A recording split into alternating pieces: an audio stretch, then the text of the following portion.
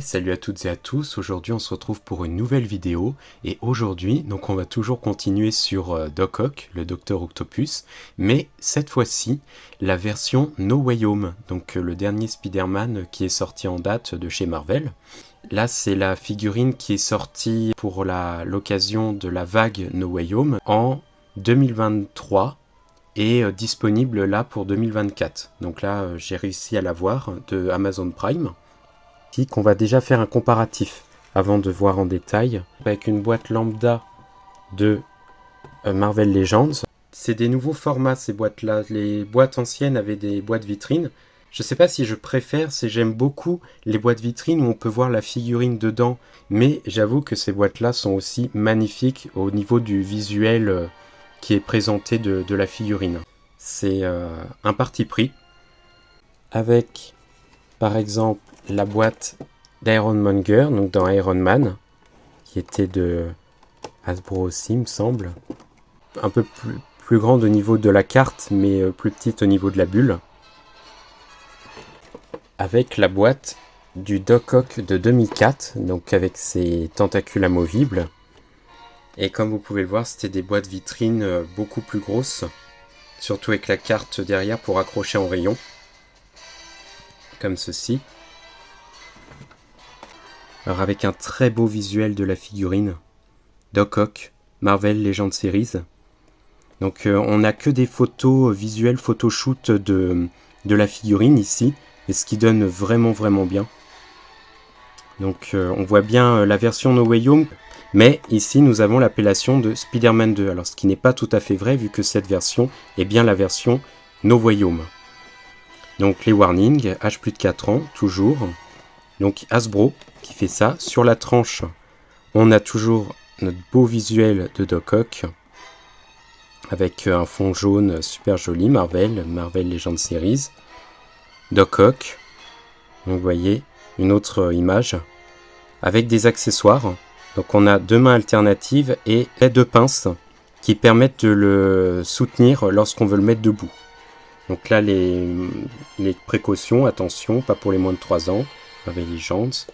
Donc j'ai déjà ouvert une boxée, mais je l'ai remis en condition, donc je vais l'ouvrir de nouveau.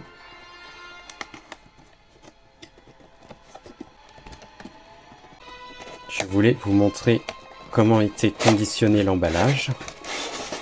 Alors on a en bas du pack les accessoires, alors les pinces peuvent être retirées dans cette version. Donc on a les pinces ici, du haut, une, et l'autre, ici, la deuxième, comme ceci. Ensuite, il y a juste à ouvrir, et on a la figurine avec les autres accessoires ici. Donc les autres accessoires, il s'agit de ceci, où on a le bas des pinces, ici ouverte, à moitié ouverte, plutôt un peu refermée on va dire. Là complètement ouverte pour soutenir, toujours le bas des pinces. Deuxième. Là encore une fois ce que l'on vient de voir. Et deux mains alternatives, ici ouvertes. Nous allons regarder ça en détail, comme ceci. Alors c'est des nouveaux emballages, car avant on était dans des chaussons en plastique avec du scotch, et maintenant c'est depuis Star Wars aussi, mettre ce genre de papier. Avant de passer à la figurine, nous allons regarder plus en détail les petits accessoires, à commencer par les pinces du haut, qui sont vraiment dans un gris métallique pour la peinture, vous voyez, l'effet gris métallique, avec l'œil rouge au milieu, avec tous les petits détails, et on peut voir qu'il y a aussi la sculpture normalement des armures d'Iron Suit, Iron Man, donc le costume de Spider-Man lorsque Doc Ock le prend entre ses pinces, et on a le moule, mais ils n'ont pas peint en rouge. Mais c'est pas plus mal de manière à ce qu'on ait la version quand il arrive, c'est-à-dire quand il n'a pas la nanotechnologie. Donc là on est dans un gris métallique assez sombre. Je trouve que c'est un bon choix de peinture. Surtout l'ajout de cette touche argentée qui donne vraiment bien. Alors pour les articulations des pinces, on n'a que à la base. Alors ce qui est dommage, c'est qu'on perd l'articulation du milieu des pinces. On fera un comparatif avec les autres Dr Octopus après, mais on peut fermer complètement si on le souhaite. Et ici, donc les pinces du bas, donc qui ont un design différent, comme on peut le constater. Ce ne sont pas les mêmes, comme ceci, vu que là ce sont les pinces agrippantes pour pouvoir marcher en fait. Donc ça c'est celle du bas, il faut toujours vous comparer avec les deux. Et là aussi on a un effet métallique brossé qui est très joli aussi. Donc comme vous pouvez le voir, un bel effet argenté, de beaux détails. Et partie gris métallique. Les pinces du bas complètement dépliées, avec toujours les sculptures de nanotechnologie, là la croix. Donc ça c'est le dessous. Alors ce qui est dommage, c'est qu'on n'ait pas de petits ronds rouges pour celle-ci, si on voulait les mettre même sans qu'ils marchent, c'est-à-dire complètement ouvertes. Et ce qui est dommage, c'est qu'on perd les articulations. Je ne l'ai pas mentionné, mais ici, on n'a plus d'articulation au niveau des pinces du bas. Ils ont choisi de mettre directement dans la pose. Ce qui est un peu dommage, mais on gagne peut-être en esthétique, d'un autre côté.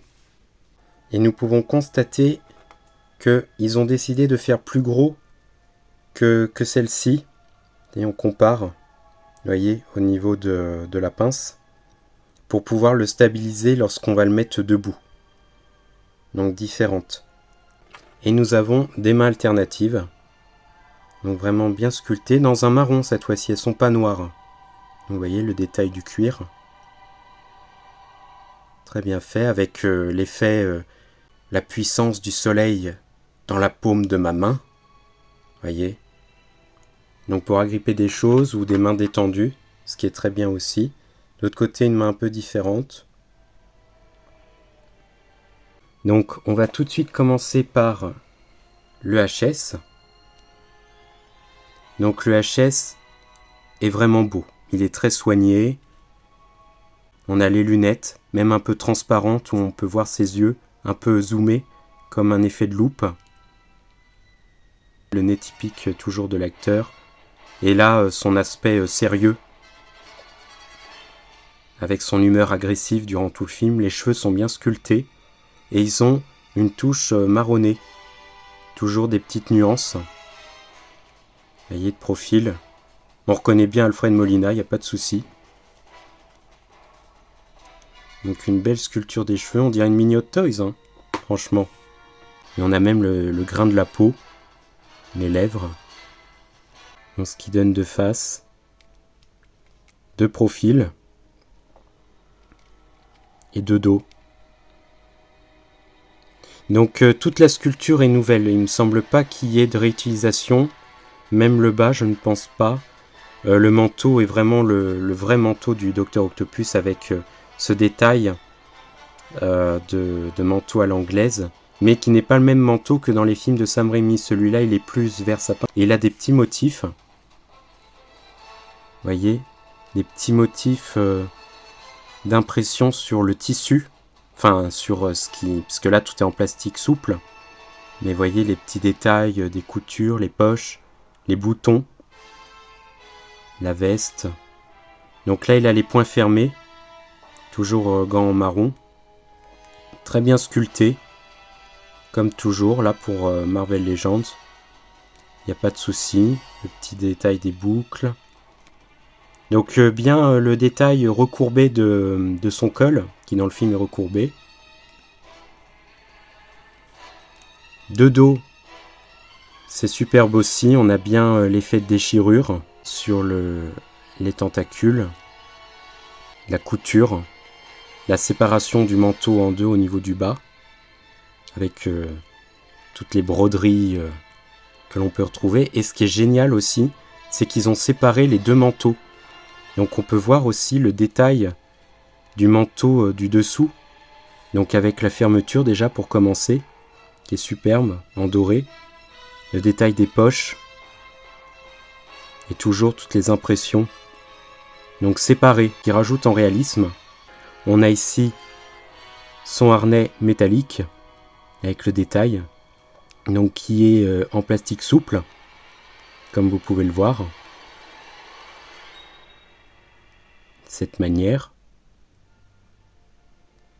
On a le détail du col, alors son pull noir, vert foncé, un peu bleuté même. Ici le pantalon, de beaux détails également. On voit qu'il n'a pas le même pantalon que dans les films de Sam Raimi, parce qu'il n'a pas l'air d'avoir des poches. Des chaussures aussi, très bien fait, avec les lacets. Donc Marvel 2023. Alors au niveau des tentacules, elles sont géniales car elles sont vraiment longues. Par contre, je vous conseille de maintenir ici le bout quand vous voulez les manipuler car c'est très très rigide. Donc on va lui donner des pauses. Donc vous voyez, je tiens ici comme ceci et c'est à ce niveau-là que je manipule la tentacule pour pouvoir la redresser. Et on va lui mettre, donc il y a un embout et une encoche pour pouvoir mettre les pinces. Donc pour être accurate, moi je mets les pinces pointues en haut. C'est vraiment des pinces et des tentacules en tout cas très longues et on peut faire vraiment ce qu'on veut. Et on a vraiment l'apparence de Doc Ock du film. À ce niveau, il n'y a pas de doute. On peut vraiment lui donner différentes poses. Comme ceci. Voyez. Docteur Octopus, prêt à attaquer Spider-Man. Et Tom Holland, notamment. Peter Parker, donc... On va passer au niveau des articulations. Alors pour les articulations, on a la tête, donc qui peut regarder en bas de cette manière. Voyez, incliner la tête. Il peut regarder bien en haut, donc ce qui est super. Il peut faire un 360 avec la tête. Voyez, comme ceci. Donc il peut pivoter sur les côtés, de cette manière. Il y a une rotation, c'est sur un cran, sur des crans, et on peut lever le bras complètement en l'air. De cette manière, il y a une rotation au niveau de l'épaule. Il a, alors c'est pas une double articulation, mais cette articulation, alors je vous conseille de faire attention car c'est des articulations fragiles, celle-ci, plus que des doubles articulations, mais vous voyez, on peut avoir le même effet. Donc plus de 90 degrés, ce qui est super. Il y a une rotation au niveau de la main, au niveau du poignet, et il peut aussi aller vers le bas, vers le haut, de cette manière. Il peut nous montrer ses muscles. Une rotation au niveau, alors je vous ai peut-être pas montré l'intérieur comme ceci. Voyez, on a une rotation au niveau du bassin, on peut la voir ici, donc il y a une rotation à ce niveau-là. Il peut se courber en avant et aller en arrière, comme ceci. Au niveau des jambes, il peut aller complètement en avant, comme ceci. Sur les côtés, complètement aussi, et là on voit le mécanisme. Il a une rotation au niveau de la cuisse, une double articulation pour le genou. Si on utilise la deuxième articulation, on peut vraiment aller jusqu'ici. Donc pareil pour l'autre jambe. Et on a le pied. Alors le pied, lui, il peut aller de bas en haut, au niveau de la cheville. Et il me semble qu'il peut, oui, aller sur les côtés. Donc on peut vraiment lui donner des poses dynamiques. Chose qu'on va essayer de faire tout de suite. Donc comme cela. Voyez, et le manteau est assez souple pour qu'on puisse se mettre dans différentes positions. Dr Octopus en position d'attaque. Pour changer les tentacules, oui, il suffit de dépluguer comme ceci et vous pouvez mettre les tentacules du bas par exemple, comme ceci, totalement ouvert. Mais comme j'ai dit, n'apparaît pas le petit rond rouge, donc c'est dommage. Peut-être qu'il faudrait rajouter un petit coup de peinture rouge sur le picot qui permet d'enfoncer la tentacule pour qu'on ait cet aspect allumé et vivant. Donc on peut bien sûr échanger, hein, on peut mettre aussi celle du haut en bas, mais pour moi il n'y a pas vraiment d'intérêt parce que j'aime bien être accurate et force est de constater que les pinces pointues comme ça en triangle sont bien celles qui vont vers le haut. Donc si vous décidez de mettre les pinces du bas en haut, ce n'est plus accurate, mais sachez que vous pouvez le faire et que vous pouvez donner cet aspect replié du coup, ce qui manque à ces pinces du bas. Je vais vous faire différentes poses, à tout de suite. La première nouveauté avec ce Dr Octopus, c'est qu'il tient debout sur ses deux pattes arrière, deux tentacules arrière qui peuvent le soulever comme on peut le voir dans le film et dans les films. C'est juste génial. En fait, les tentacules, alors je ne sais pas si c'est un fil de fer qui est dedans, ça reste fragile, faites attention, mais c'est assez rigide. Alors c'est assez souple pour pouvoir les mettre dans des positions comme on le souhaite, mais c'est assez rigide pour pouvoir soutenir le poids. Donc là, vous avez l'impression qu'elle tient le long du mur, mais en fait, pas du tout. Comme vous pouvez le voir, il peut tenir vraiment grâce aux pieds que l'on peut observer. Vous voyez, ce qui est fourni. Et ce qui peut vraiment lui permettre d'être dans des poses où il est en lévitation. Donc c'est vraiment un plus que l'on ne pouvait pas faire avec les versions précédentes des Dr Octopus, et celle-ci par contre peut le faire. Alors j'ai pas vraiment montré le détail des tentacules, je vais vous le montrer tout de suite. On est sur un gris métallique, et en fait on a pareil la sculpture de la nanotechnologie qui est censée être rouge, qui vient sur... lorsqu'il agrippe Peter. Mais je trouve que c'est bienvenu qu'il l'ait fait en gris, car ça rajoute un côté... Alors il manquerait le jaune, à la limite, il manquerait les petites parties jaunes que l'on peut voir industrielles normalement, mais dans le film, c'est vrai que la teinte est un peu plus grisâtre, je trouve que dans la version de Sam Raimi, on voit mieux le jaune. Donc je trouve que c'est bienvenu finalement qu'ils aient tout fait dans un gris métallique un peu silver, il y a des reflets que j'aime beaucoup. Donc vous voyez ce qui donne de dos, de cette manière. Vous voyez la pose également où il a toutes ses tentacules vers le bas, comme par exemple la scène où il arrive en disant « Salut Peter !» de cette manière. Donc vous pouvez vraiment faire ce que vous voulez. Je vais lui changer aussi ses mains pour que vous puissiez voir. De profil également et de dos. Vraiment une figurine très vivante, très dynamique. Avec les pinces complètement ouvertes, par exemple, avec une du bas pour bien voir la différence avec celle du haut. Donc là, je l'ai un peu posée par contre contre le mur. Mais parce que celles-ci, elles ont plus de mal à le maintenir forcément, ce qui paraît logique. Donc là, je vais changer la pince. Je lui ai mis celle-ci, comme ceci, qui donne vraiment, vraiment très bien. Pour changer les mains, il suffit de tirer. Hein, c'est un petit picot qui est dedans. Vous dévissez, en fait, et vous voyez, vient la main. Et donc, je vais lui mettre une main de rechange. Vous avez juste à enfoncer. Allez-y doucement, car l'articulation est quand même assez fragile. Une autre pose. Donc ici, je lui ai mis... la pince du bas donc qui peut être pliée, qu'on peut faire tenir également avec la pince comme ceci. Il tient vraiment, hein. Je ne l'ai pas mis contre le mur. Voyez. Donc après, il faut bien trouver l'équilibre pour être sûr qu'il tienne dans la longueur, pour pas qu'il tombe. Mais sinon, voyez, vous pouvez fermer complètement les pinces. Là. Alors moi j'ai un petit jeu, mais sinon, voyez, comme ceci. Donc si on le met sous différents angles,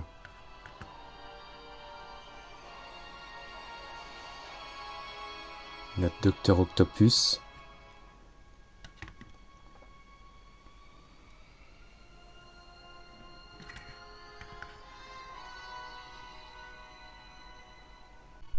Donc on va faire des petits comparatifs de taille et surtout de personnages. Alors je vais forcément le comparer au précédent Docteur Octopus que j'ai présenté. Donc le comparer à la version sortie en 2004, donc un des premiers Docteur Octopus. Comme vous pouvez le voir, il s'agit de la version des films de Sam Raimi vu qu'il est torse nu. Et on a bien sûr les pinces du bas qui sont plus grosses et avec les griffes. On n'est pas loin de la même grandeur finalement, je voyais les nouvelles plus petites, mais en fait pas vraiment. Donc par contre on a une teinte ici plus proche de No Way Home, mais là c'était une teinte plus expressive au niveau des films de Sam Raimi. Mais on a l'œil rouge ici. Au niveau de celle du bas, et c'est là qu'on voit vraiment la différence de grandeur. Et pareil pour les teintes et la couleur, tout change. Pareil au niveau des tentacules, on n'est plus du tout sur la même chose. On est vraiment différent à ce niveau-là. La sculpture change, bien sûr, au niveau des deux Docteurs Octopus. La sculpture du visage qui n'est plus du tout la même. La veste, la couleur.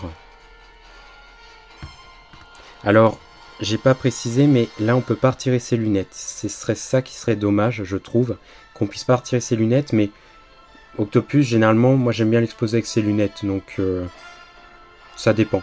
Dans le film, il garde beaucoup ses lunettes, donc ils ont bien fait de faire comme ceci. Vous voyez, sur le côté, et de dos. Donc de dos, là on est vraiment sur des tentacules grises, et là on a le jaune métallique industriel. Voici la comparaison aussi avec le Docteur Octopus, toujours de 2004, qui était sorti la même année que l'autre. Et ça, c'est le premier Docteur Octopus qui est ici.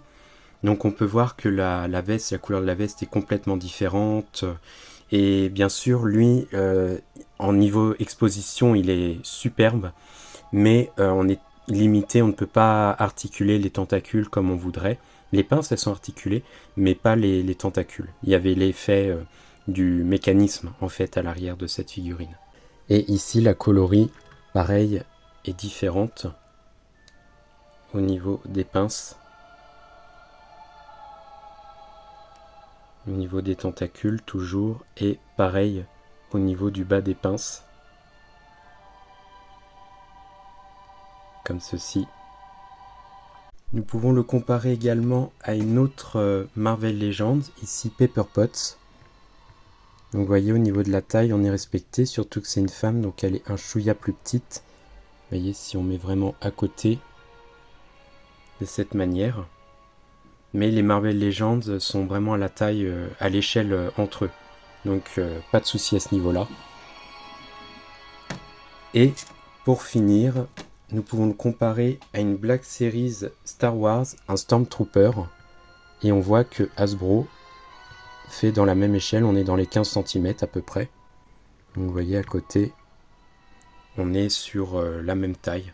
Donc voilà, écoutez, c'est la fin de cette vidéo et de cette review sur notre Otto Octavius, le Docteur Octopus de Marvel Legends version No Way Home. J'espère que la vidéo vous aura plu, que tout détail a été présenté à votre convenance. N'hésitez pas à liker si vous avez aimé la vidéo, à partager, c'est cool, ça fait toujours de la pub, et à vous abonner. En attendant, je vous dis à la prochaine et portez-vous bien. Allez, salut les amis.